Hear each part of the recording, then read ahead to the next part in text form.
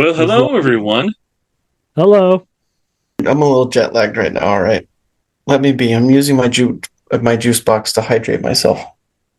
Well, Justin was really living out his Tears of the Kingdom adventures, getting high and eating stuff at 5,000 feet in the sky. yes, because when you're talking about Tears of the Kingdom, that's what you need, right? Sky Pretty much. Island, baby. You mean Sky Island, because there's really just copy pasted for everything. I mean, you've got like what 15 or 20 of those pneumatic charge launcher things. And all the cube bosses, which are just a big platform. All of the cube boxes, which you can just easily take advantage of with send ability and just whack them.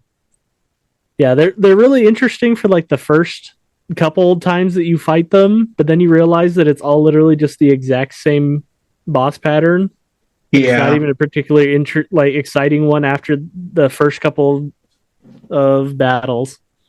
I don't know. They might be the most interesting enemy in the game because it's something new. Because they actually utilize the tools that you're given. Yeah. Like with Zach said, you can ascend up into them, or you can not stasis, but you can rewind time for the one block that you're going after, or use one to fly up to it, but like it actually utilizes the tools that you're given beyond just being a meat stick that you have to whack 30 times. Wait, did we even introduce what we're talking about? Should we start over? Yes, for anyone who has tuned in, we are talking about The Legend of Zelda Tears of the Kingdom, which, I mean, this game came out over 6 months ago at this point, so why talk about it now? We've all had sufficient time to play it and formulate an opinion. And it's about to win Game of the Year, so I really doubt it's going to win, dude. It's not going to win Game of the Year. Something else is, like Hi-Fi Rush or something. That's not one of the options. I don't know. Spider-Man 2 will probably win Game of the Year. I'm betting Baldur's Gate. Ugh, yeah. Geez. Even though Baldur's Gate's third act is a complete mess, I'm betting that it will win as well. It has stayed in the public perception a lot longer than all of the other games there. I'm bringing this back to the real reason we're talking about this. I guess with this game, I was like super hyped for it because I enjoyed Breath of the Wild so much. It was like gonna be awesome. Like I saved up for it, I pre-ordered it, anxiously waited. Like it was gonna be awesome. But that's not to say that, like, you know, Tears of the Kingdom isn't a massive achievement, because it is in a lot of ways. Just with a lot of the things they are able to pack into this little package, I guess you could say. But yeah, like I think speaking about hype, this definitely was one for me as well. Breath of the Wild is currently my favorite game. I wouldn't necessarily it's the best game I've ever played, but it's certainly like my favorite for various reasons that I talked about, like here on the channel before with some of my videos, and then just me being just a massive Zelda fan in general. I think it kind of tickled that itch I had for something refreshing and new from Zelda. And so I think knowing that going in, and with the fact that Tears of the Kingdom was building upon that already solid foundation, at least I thought solid foundation, like I think it was just going to be a no-brainer success, both critically and commercially. Mm-hmm. So that going in, I definitely was excited for this as well, just like you were, especially since it was coming out like pretty much for my birthday, essentially. Yeah, that's true. I think the main thing was I was excited to see where this was going to build off of Breath of the Wild. Like we all saw the trailers with like, well, that's initially what we thought, right? And then we saw the trailers with like the mighty hand where you could build stuff, like even more than like before. You could do ascend and build and. Well, yeah, this was supposed to be a direct sequel, which was not it's not a common thing for a lot of the Zelda games to do. I mean, there are sequels in the Zelda series, but they all take place in different lands, different areas, and have enough differences that they might as well be different games that just happen to use some of the similar characters and designs. Like Majora's Mask technically being a sequel to Ocarina of Time. Yeah. Right, or like Link's Awakening being a sequel to Link to the Past and whatnot. Exactly. Spirit Tracks and Phantom Hourglass. There are sequels, but this was the first time that it was a big, major experience game that they were going to be reusing some of the area and changing it up just enough that it was supposed to be worthy of being called a sequel. So it was supposed to be, and like Justin said, building up on the potential that Breath of the Wild had. The problem lies in that this game just kind of ignores the first game. Well, that's one of the problems. Yeah. Well, I mean, yeah, but that I think is the biggest glaring one to me. The calamity that was supposed to be this 100 years hoopla thing. Nobody remembers it. The only person that does remember it is Zelda, really. And even she doesn't really talk about it. Like it's like just, Zelda and the Sheikah, pretty much. I wish it wasn't such a slap in the face, but like it was a little bit of like so we're just acting like none of that stuff happened. Like the divine beasts aren't there. It's like for a game that was so awesome, it's just kind of I always talked about how Breath of the Wild was a really big game that had lots of great potential, that stretched it out over a lot of stretched out the decent content over a very long period of time. And you had the Guardians, and you had the exploration, and you had the solitude aspect of it with all of the different little physics things that you could do. But then Tears of the Kingdom just tried to do the exact same thing, just bigger. And so it almost felt, as I was playing it, that they didn't want Breath of the Wild to be the first game. They wanted Tears of the Kingdom to be the first game. Yeah. Like, just saying, no, forget Breath of the Wild. This is the Breath of the Wild. This is the Tears of the Kingdom. Like, this is what we wanted the entire time. So don't even think about the time when Guardians were around or characters remembered who Link was or stuff like that. I miss Guardians so much. I didn't think I would. I think your theory is solid, Jared, because thinking about how this game even came about to begin with, I mean, obviously money is a factor. Like the fact that Breath of the Wild was such a massive commercial success. Yeah, right. Like and how they talked about how it was originally supposed to be DLC for Breath of the Wild, but they just had so many ideas that they kept building onto it and eventually decided to make it a sequel. But I don't feel like there's enough differences here to really justify calling it a major sequel. It feels like one of the old school expansion packs. You remember those back in the day before DLC was a thing. Like it was a semi different game, but it was just built on the same engine, same everything. It's Brood War. Yeah, that's the comparison I was going to make. Yeah, Shivering Isles for Elder Scrolls Oblivion. Like it feels like an expansion pack. It doesn't feel like a different game, which is really weird because it took 6 years for them to make this. Well, I think a lot of that boils down to probably just trying to nail down the physics engine, specifically for all of the things that were relating to Ultra Hand and Fuse. Just trying to figure that out, because when you look at it that way, I mean, sure, the physics engine itself, like, just ragdoll physics and all that stuff. Yeah, it's just a generic Havoc engine.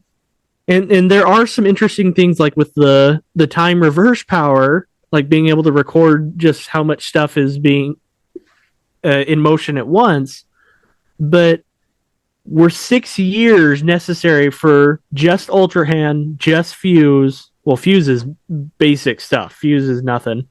And just the time reverse power. Because those are the only two really unique abilities in this game.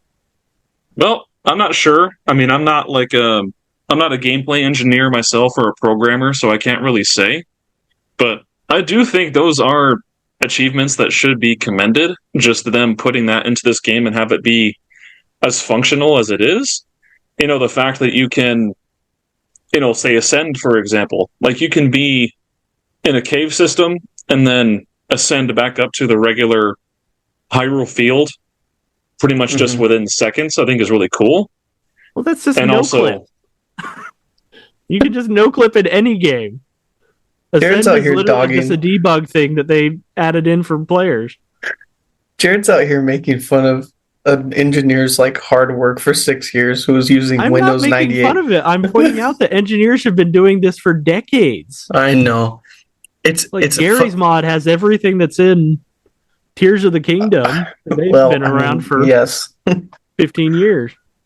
It's just, I guess I expected that it wouldn't be just kind of a soft retread of Breath of the Wild, but Also, I guess I expected that it would do more. Since you said that expansion pack thing, now it's making me think that I wish it had been more than the expansion pack. Or at least not make it $70 if it's going to be pretty much the same game, just with some new abilities. Well, don't Yeah, I see worry. what you're It's saying. not just the new abilities. There's also the Sky Islands and the completely undeveloped underground. It's cool that they have that in the game. What I don't know, or what I don't think, is that I think if they were going to put those in the game, they needed development more than what it was. Like add like a city or two in the sky, like the Okuku people from Twilight Princess. That would have been cool if they'd put those people in the game, or like a group of people who live in the depths that aren't the Sheikah that are just there, or the And if only we whatever they're had called. people that fly and people that like to live underground. If only that was the case of Breath of the Wild. The Gorons, Both the Gorons and the mole people lived underground. mole people. From was that also Breath of the Wild? Not Breath of the Wild. Are you thinking Skyward Sword? Yeah, the mole people from Skyward Sword. But Gorons have also been living underground for 90% of their gameplay interactions. I feel like with this game, I do appreciate it overall. Like, I still would recommend it as an experience because it does have like a good gameplay loop that I enjoy because it's built off that Breath of the Wild foundation, which I already liked. But everything I with this recommend game, the tutorial island because that's about all the unique stuff you get. the Great Plateau in Breath of the Wild was better. It really was. Yes, it I completely was. agree. The tutorial in this game was just kind of boring and linear. Yep. That's what made it so sad. I was like, bro, this is a worst Great Plateau. What is this? I think I mentioned that when we discussed this a while back ago off the record, that I said that like the tutorial section in Breath of the Wild was excellent. Like it was an open map. There was little direction provided. Like the old man wasn't telling you what to do for the most part. He just eventually gave you a couple things that you were supposed to do, objectives. But it gave the player like the opportunity to explore and see what they could actually do. There was environmental storytelling, like the old man chopping down a tree next to a gorge, which you could do, and then it would become a bridge. Every mechanic was explored, along with all the several environmental stuff. Like, it was great. You could experience an entire game's worth of content almost just on the Great Plateau. But that was never the case for the Great Sky Island, in my opinion. Right, because you need to do very specific puzzles to get to specific places on that plateau. And you have to do it in a specific order. You can't just mess around and do anything else because there's nothing else to do. I think also of both games, the better opening also is Breath of the Wild. Wandering out of the cave to look over the cliff thing over the world, it was like, oh shoot. And it helped to establish the theme of the game, which was that isolation and trying to find everything that was once great about Hyrule in a land that had been destroyed for 100 years. And like there was that feeling of being alone because it was just you and the old man on the Great Plateau. But well, also the feeling that you could literally go anywhere that you saw. Mm-hmm. Yep. But with the Sky Island, there's all these little robots running around, and it's just repeating the exact kind of theme. But isolation isn't a theme in Tears of the Kingdom, and you've got Rauru sneaking up and talking to you every 5 minutes, and like one of the things that I like most about Red Dead Redemption 2 is that the world feels lived in.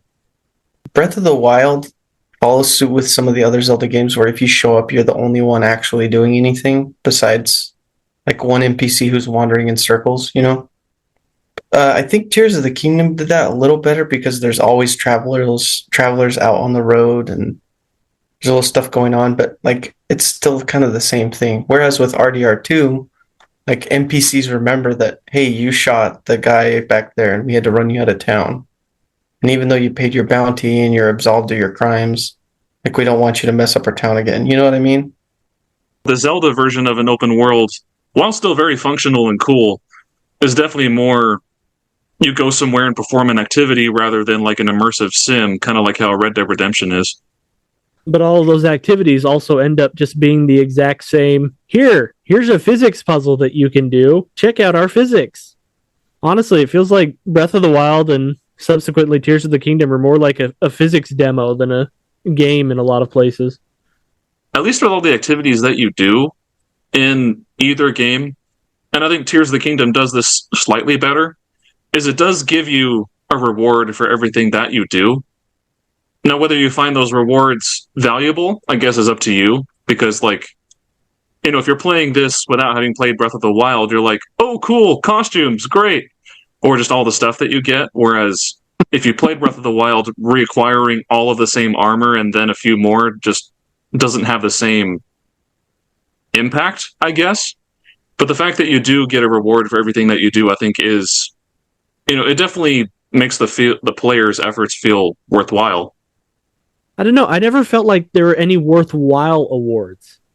We talked about that in regards to weaponry and stuff in in Breath of the Wild, because you can never get any like interesting weapons because the weapons all break. So they have to make it so that they're all just mostly generic weapons for the most part. Mm-hmm. In Tears of the Kingdom, it was just kind of really exacerbated because even if you got a weapon, it was most likely rusted and broken and just worthless for anything but just fusing to something else. You do get rewards constantly, but it's never like an actually interesting reward for doing these quests. It's like, oh, here's a Korok seed. You'll just have to get 900 of those. Or here's so-and-so that's giving you a plate of food that is completely worthless. Like, how many signs do you have to stand up to get just a worthless piece of food? I do like the sign standing up thing. I thought those were funny, but I was like, man, I do not need sneaky mushroom rice balls right now, man. I'm really sorry. Or a sleepover ticket. Or sleepover ticket. Like, part of the thing is that you can do all the best stuff in the game within 5 minutes of starting the game. Like, the only sense of progression is stamina wheels and hearts in both games, and those take so long with just doing that same repetitive content over and over again that, like, can that even be called progression? I miss Teba so much. Yeah, Teba got nerfed. My boy got cut. Also, we could get his loser kid. I miss Rivali's Gale. Yeah, but with your Sky Towers, you don't need Rivali's Gale anymore. Yeah, but it was the principle of the thing. I also miss Mifa's Grace. Oh, dude. And Darude's Shield. I didn't really use Darude's Shield. It was... Wait, did I say Darude? Like Darude Sandstorm? Darude. Yes, that's how I always say it. Oh. I didn't really miss his shield, but I missed especially those first like couple areas where you only have 3 hearts. I was like, freak, I suck at this game. I gotta tap into this. Like, the Sage abilities, they suck compared to the champion abilities from the previous game, man. No kidding. Yeah. They are awful. Like every single one of the, like, you know, you can argue how much you use them, like Daruk's protection or whatever, but every single one of those abilities in the previous game had utility. And you can upgrade them, of course, you know, with the Champions Ballad quest if you got the DLC. And you can upgrade them in this game too, but, you know, you have to get the Sage Wills, and it's kind of annoying. But upgrading them doesn't actually do anything. It just increases their attack power, yeah. Yeah, the absolutely awful little ghosts that follow you around. Whose decision was it to make it that you have to literally walk up to them as they're like running away from you to activate their abilities? Dude, no kidding. Do you know what's funny? Out of the 4 of them, I kept most of them turned off unless I absolutely needed them. Like, the only one I kept turned on was the annoying bird guy's name is Tulin or whatever his name is. Because he helps make gliding a lot easier. Yeah, and sometimes I would be trying to pick something up and he would run right where the items were and blow them away. And I was like, Are you kidding Oh me? yeah, that happened to me too. Happened to everyone. For me, the gameplay of Tears of the Kingdom was so similar to Breath of the Wild that I kind of tried to avoid it as much as possible. And so I would keep all of the ghosts out because they would at least tank the monsters for a little bit so I could go and do what I wanted to do before leaving. I don't know. There's a certain point you get in the game though where their damage almost does like nothing. Well, right from the beginning. Tulin does do his headshots, which can be occasionally useful, but the rest of them are completely worthless. Well, I mean, especially when you start fighting all of the silver versions of all of the core monsters, like the moblins and the Lizalfos. And that like kind of goes back to progression, that you never really feel like you're getting stronger because those silver enemies still hit you for half your health regardless. I will say the dragon, I can't remember what they're called. Oh, the King Gleox? Yeah. Gleox were cool. I always want to say King Ghidorah, but that's the Godzilla enemy. The Gleox were cool. Especially the one that you fight in the den of the Gleok or whatever. The King Gleok, that one was cool. But in the end, like, even the Gleoks don't really have any mechanics or anything. You just jump up so that you can bullet time their heads and they fall down, and then you hit them and hit them and hit them, and then you repeat again and again and again. Well, it's the same with this. It's so same with everything. Every enemy is exactly the same. No, but I'll compare it to like Lionel's.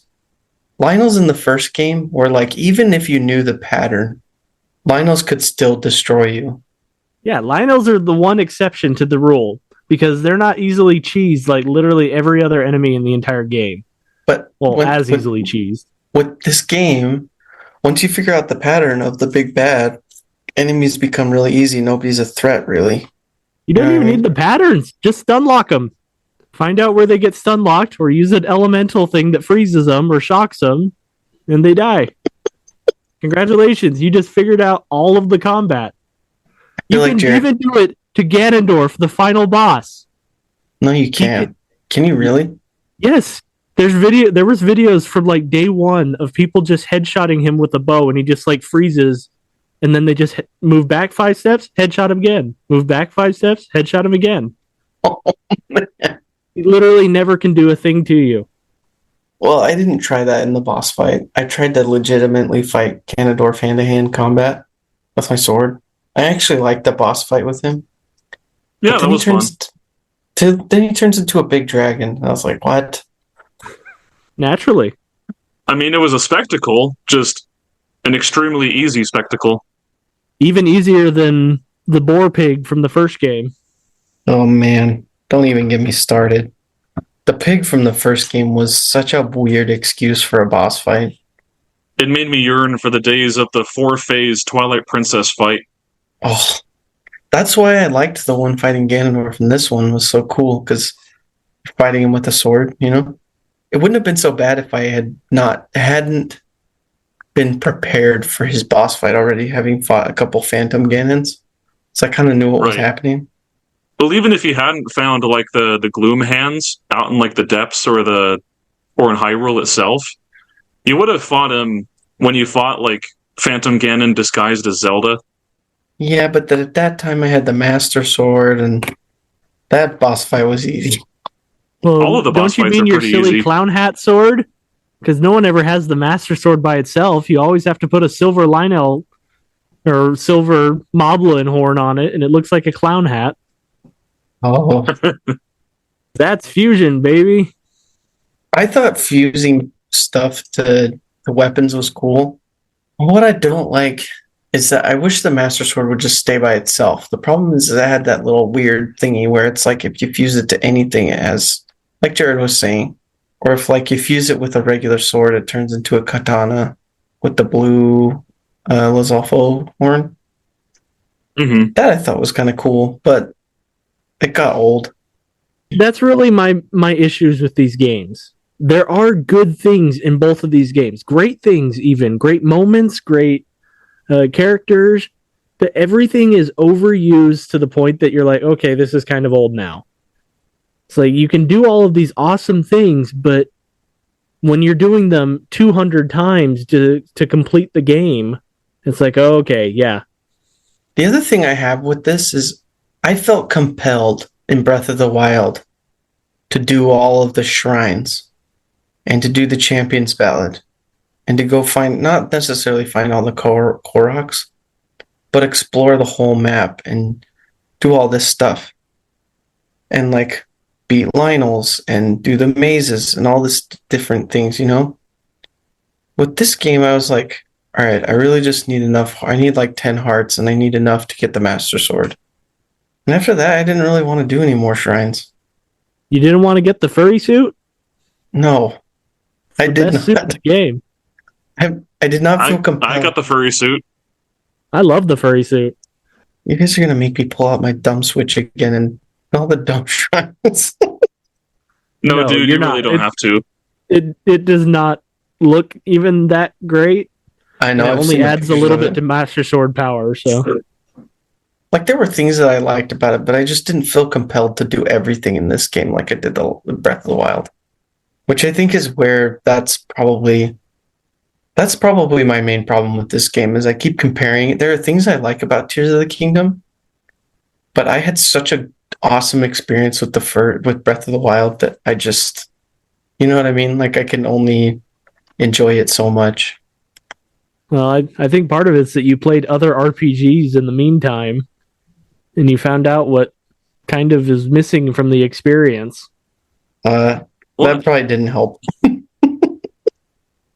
Well, I think Justin raised a good point, which is probably the main point of criticism I would give this game, which again is still the game that I like overall, but he used the word compelled when talking about like doing all of that stuff in Breath of the Wild, and that's kind of how I felt too, but I was compelled emotionally to do it.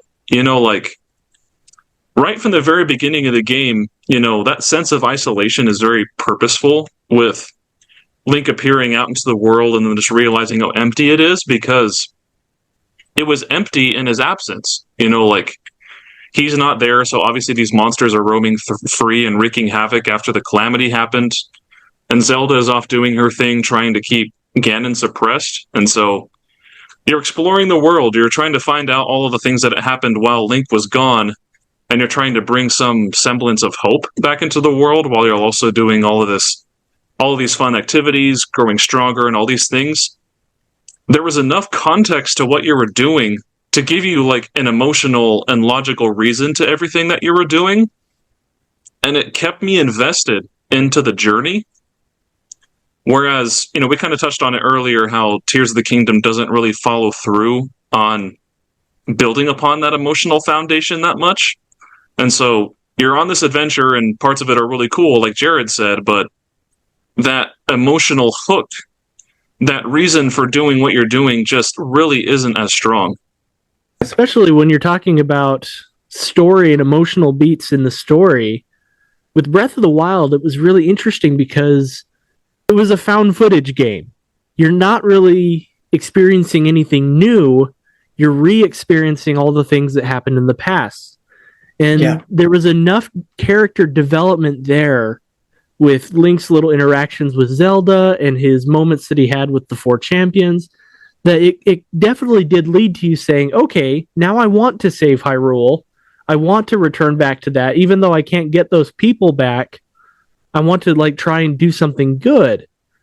But then they just kind of redid the exact same thing with Tears of the Kingdom, but instead of telling a found footage story where you're developing characters and showing cute little moments, they tried to tell a whole separate story, and all of the scenes were out of context and mashed in really quick. It's like Zelda had the interesting story in Tears of the Kingdom, but we don't get to see any of it. And plus, you can spoil all of the big twists of the game, like finding out that you can become a dragon by eating the Spirit Stone within the first 5 minutes of landing on the mainland. Because if you go to the wrong vision, then yeah. Yeah, even before I watched that cutscene, like, I got the Master Sword very early in the game. Like, I think I only got, like, 6 hearts at this point, but I had enough stamina to go up to Zelda Dragon and grab the sword. And I hadn't watched that cutscene or anything yet, but after the fact, I'm thinking, okay, I've been on this dragon that is brand new. It has a golden mane and blue eyes. I pull out the sword, and there's that whole cutscene of, Zelda pretty much just giving rehab to the Master Sword, and I'm thinking, oh, so that's what's happening. The same Zelda's thing. a worm now. I had the same thing happen to me. I did the same thing. I got it early. I was like, yeah, I'm going to get the Master Sword early. But I also, whenever I did shrines, I was like, I'm going to fill up my stamina bar all the way through because I knew that in the first game, having a bunch of stamina was crucial for like sprinting and stuff and travel. Right. So I was like, I'll get all the sprint, I'll get all the stamina first because I know I'll be climbing. Well, now you need batteries. Yeah, it's so funny. Like with the sky towers, especially, I never ran or traveled or climbed ever in this game. I would just fast travel to the nearest sky tower, shoot myself 30,000 feet into the air, and then just glide to wherever I needed to go. I stopped climbing and all of that completely. That was one of the funnest parts of the first game, though. The ability to go wherever and climb stuff and But it's just so much easier to just fly, even if you're not using your Zonai technology to just make the hoverboard.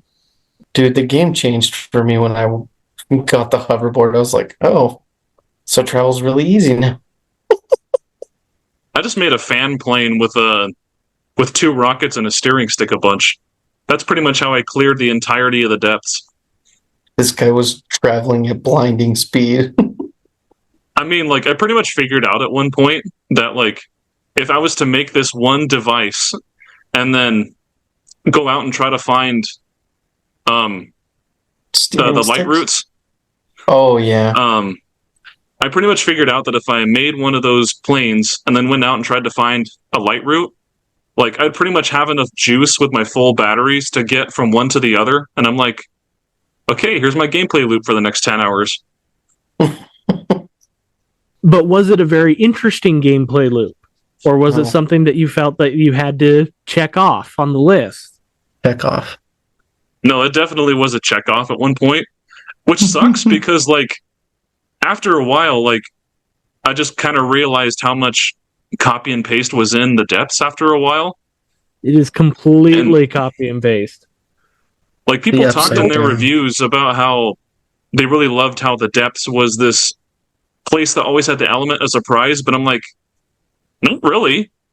If you're just walking around in the darkness, yeah, you'll be surprised a lot. But if you actually use the 5,000 light routes that they give you, if you go and just do the caves, which, by the way, the caves were actually really well done. I don't know how many of the caves you guys explored, but they were actually unique and formed and actually had puzzles and stuff in them. If that was the depths, I would be really excited. But anyway, I did all the caves, and so I had to keep dropping like stacks of 100 and whatever of the light seeds because they just give you so many of them. Mm-hmm. So you just throw one of those whenever you're walking, you'll never be surprised again down in the depths.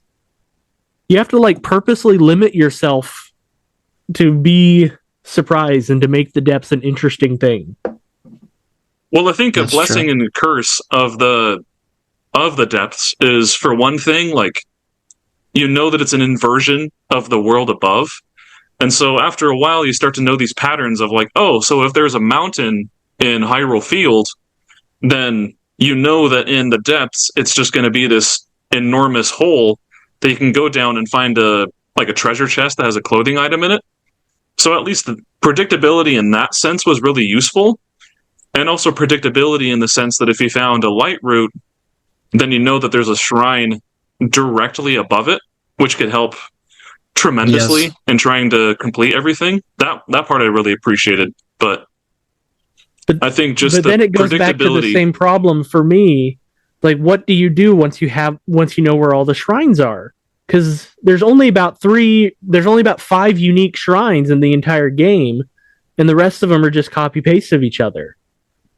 Mm-hmm. So you can find out where all of these shrines are, but it's like, okay, now what? Gotta check those off the list. Gotta do those now. Yep, especially since at least at least like, I don't know, 20 or 30 of them are go find this green crystal and take it back, and then here's Raru's blessing.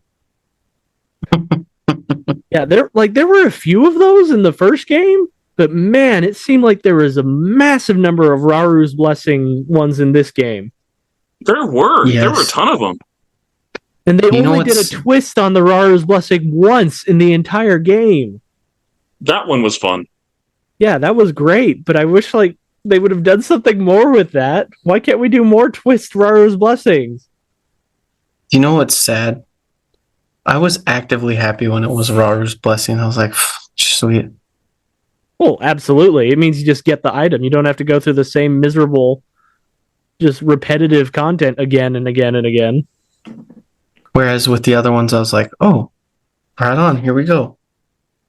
And I think that's this game's downfall. Like, or maybe downfall's too strong of a word, but in Breath of the Wild, sure, it was a massive game and it definitely had repeated elements to it, but it still felt kind of finite in the sense that, at least for me, the repetitive stuff didn't really become tiresome. Like, there was enough variety to where I was still kept engaged throughout. Like, both my first playthrough and my second playthrough, I was loving it. And in both games, I got 100% shrine completion and did side quests and all that stuff. Whereas for here, I think the fact that you're doing it in the sky, which is bland and repetitive, you go to Hyrule Field, which is mostly the same other than a few changes here and there, and then the depths, which we've already talked about. It was just too much. All of these good ideas that are in these games are just spread out so much. I remember talking to one of my friends, and I was like, what if instead of 90 shrines, it was 10 shrines just like really far spread out from each other, but each shrine had multiple puzzles and was like a little mini dungeon. And like, instead of doing the same thing 50 times in those shrines, you do it 10 times, like these 10 different shrines, and each one feels like an accomplishment, feels like you found a treasure through your exploration and everything. Wait, are you talking about dungeons?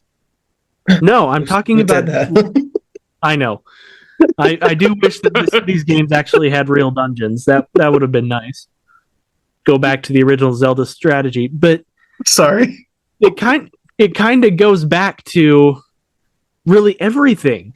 Everything you do is just spread out so much, doing it over and over and over again. Especially like you talked about at the beginning, Justin. If you've played Breath of the Wild, if you've played Breath of the Wild, you're just going to be playing it again. It's not really building up to it enough that it's a whole separate experience. It would be different for me if the whole starter island was like a new thing. Like, I don't know. You could have him start out. The problem was he woke up from a nap the same way. And he it's the exact same. Right, he was just mortally injured, and now suddenly he's awake again. And he's got a ghost old man talking to him. It would be different if it was like, hey, Link, we put you in this mech. Or like the big twist of the game is that like Link is projecting his conscience, but he's actually a mech. It was Zelda playing all along. It was the Zeldas we made along the way.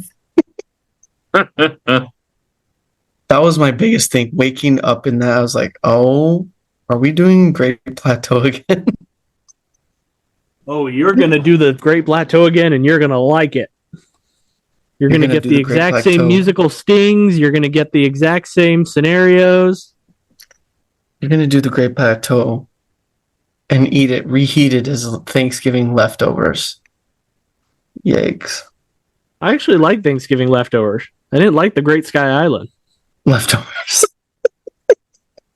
You know, Jared, your point about condensing the shrines from like 90 or 100 whatever to like 10, that's kind of what I experienced playing a Jedi Survivor earlier this year, because in that game, you know, without spoiling anything, they have what are essentially like Breath of the Wild style shrine puzzles, but there's only 7 of them in the game, and all of them feel unique, and all of them have their own special reward to them.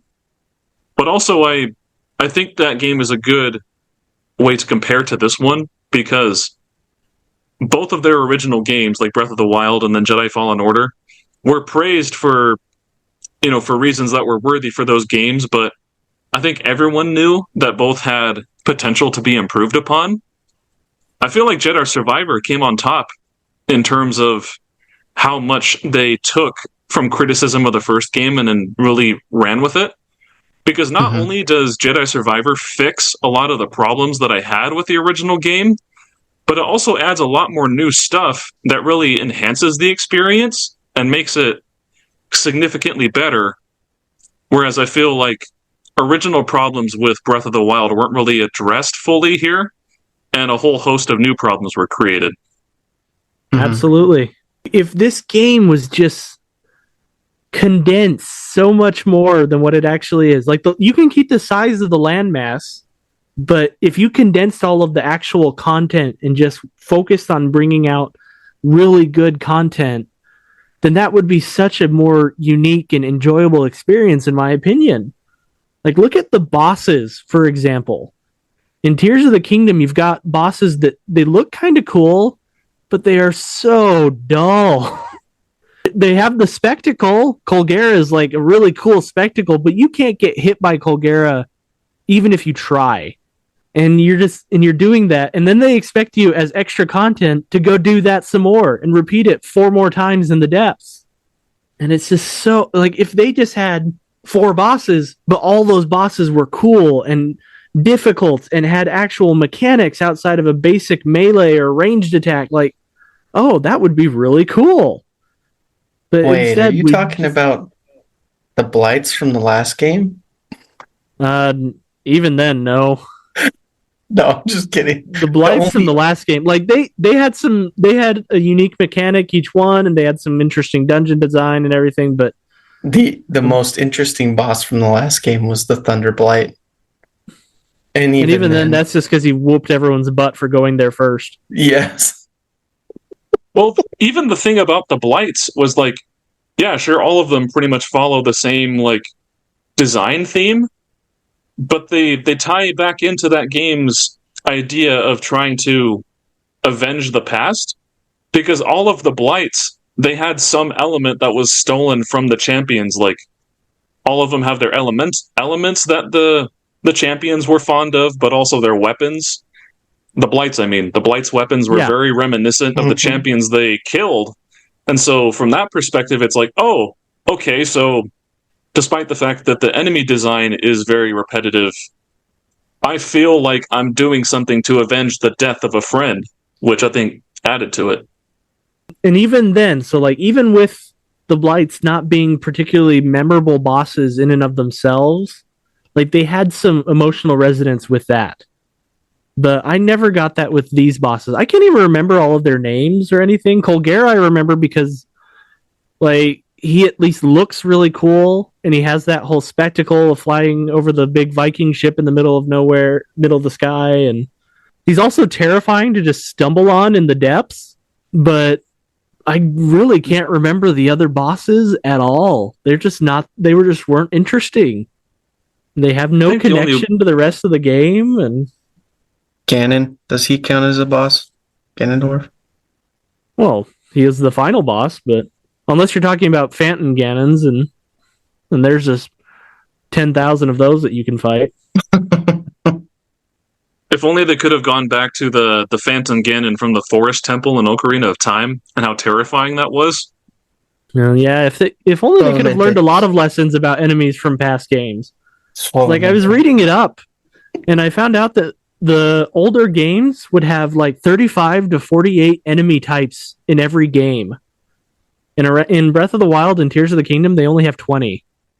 And you're playing these games a lot longer than you are all of those old ones.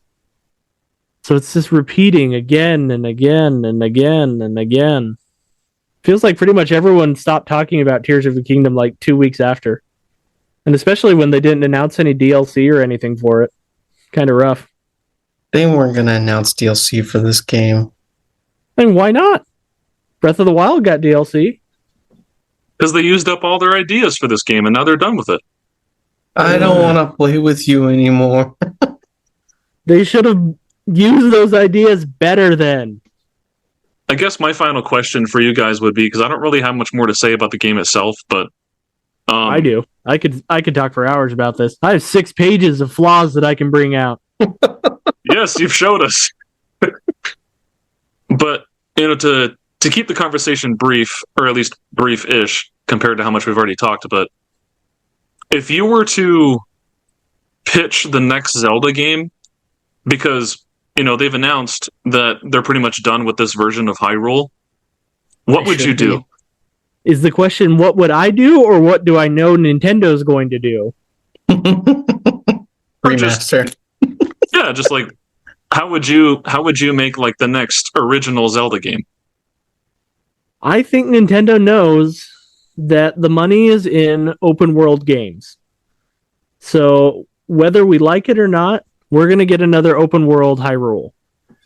And I think they're going to keep a lot of the concepts and stuff similar, but hopefully they'll give it a more fleshed out world next time around, so that you're actually trying to save the world as opposed to just exploring it and maybe filling it with stuff later on.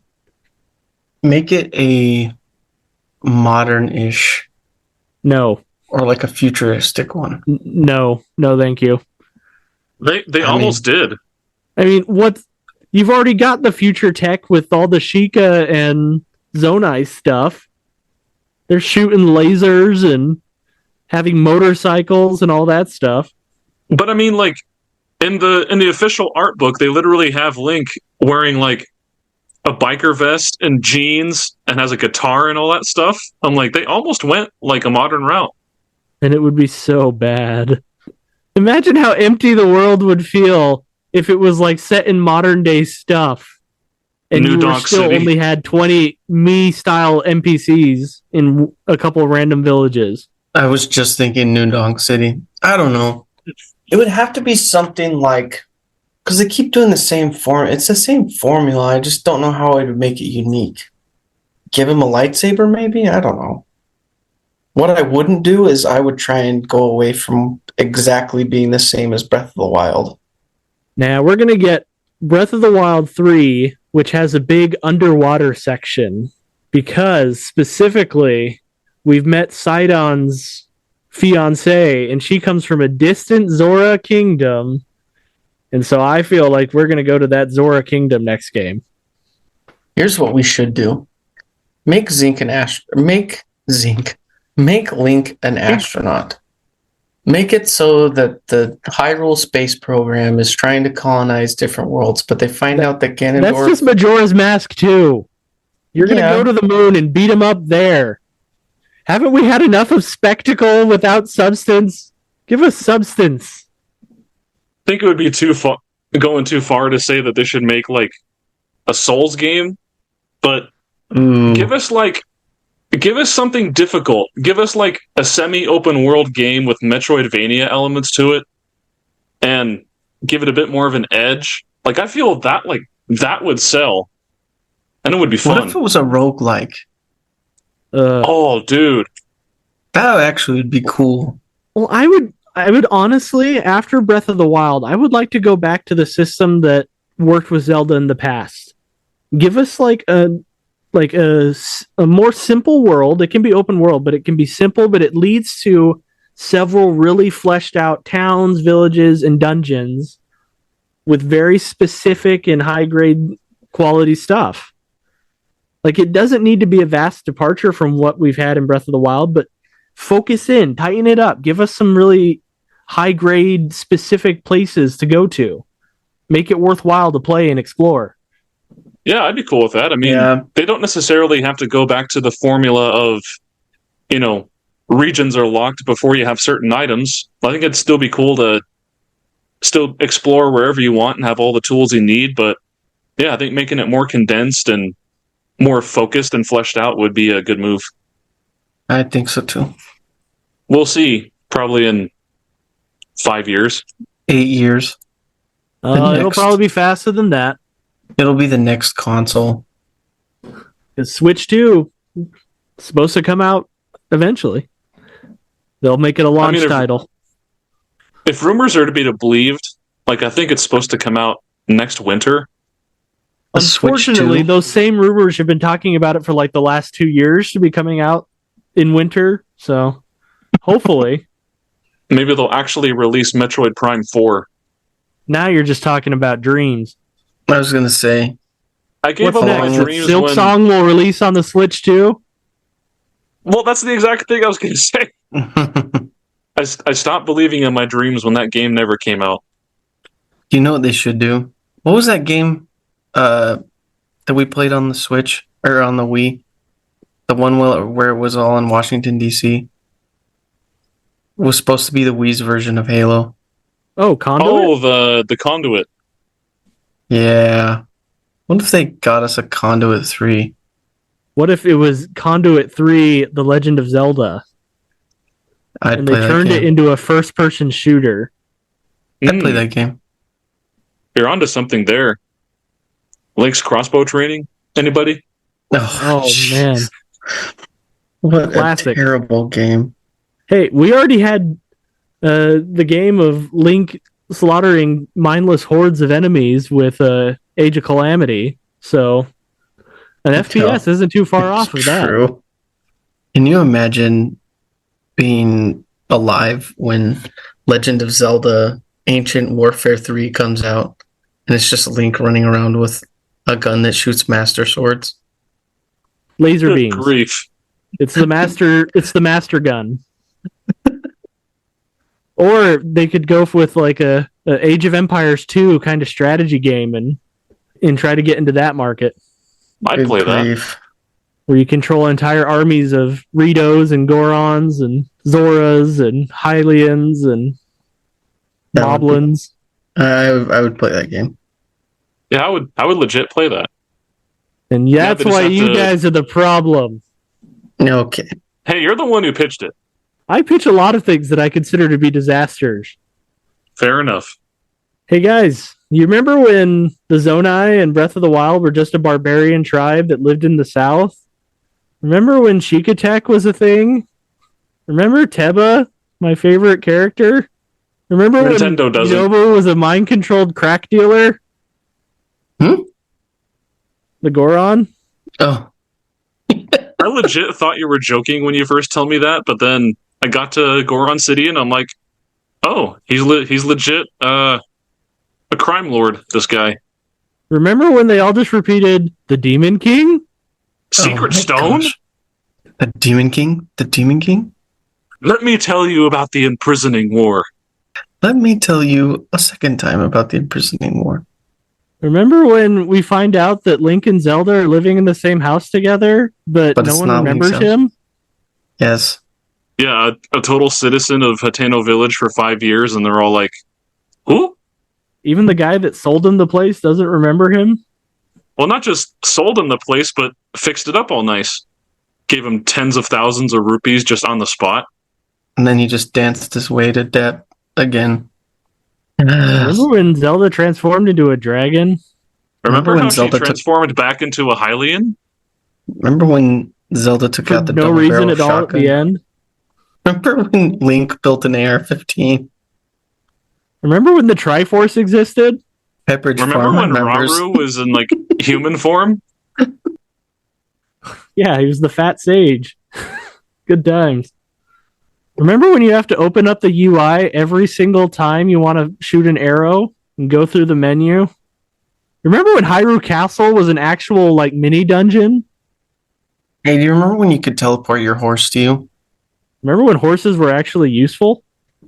My horse was not useful in this playthrough. You remember those old elemental swords that were really cool looking in Breath of the Wild? Remember how you get golden poop at the end for just finding all of the Korok seeds in all both the 900 pin codes? I think we all remember a lot of things. Pepperidge Farm remembers. That is an old meme that nobody's gonna know. That is an but old Pepperidge Farm remembers. Go flush yourself down the toilet. Well, hey, I think we can all agree on one thing. Minoru is best girl because she's a robot and she punches stuff for you. That was pretty sweet. I just wished And Best Girl could have been in the game sooner. I know. I was so mad about that. It's like, seriously, you have to do literally everything before you finally get Best Girl. Remember when Paya liked Link? Remember when Pura was a little girl? Yeah, they definitely upgraded her. I think it's All right, probably Zach. a sign that we should probably end this off, huh? Yeah. Remember when they didn't use the music at all in this game? Ugh. Remember when they paid that saxophone player too much money to be loud? Wait, say that again? The one saxophone guy that plays the theme in the theme song.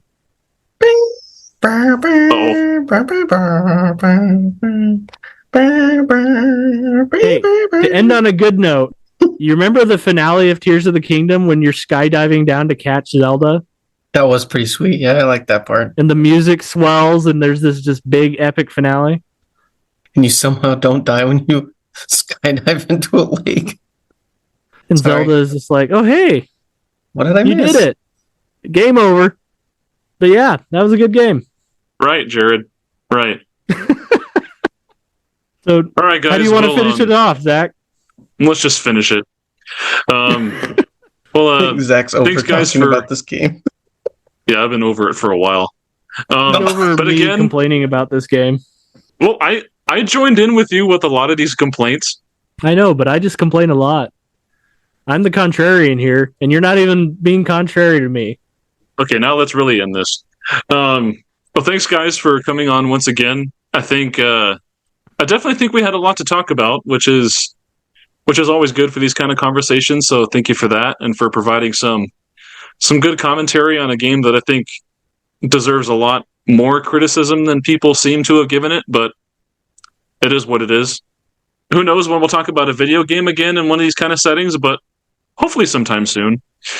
Either way, if any of you who are listening to this appreciated our discussion, feel free to subscribe to the channel, join the notification squadron so that you don't miss out on future videos.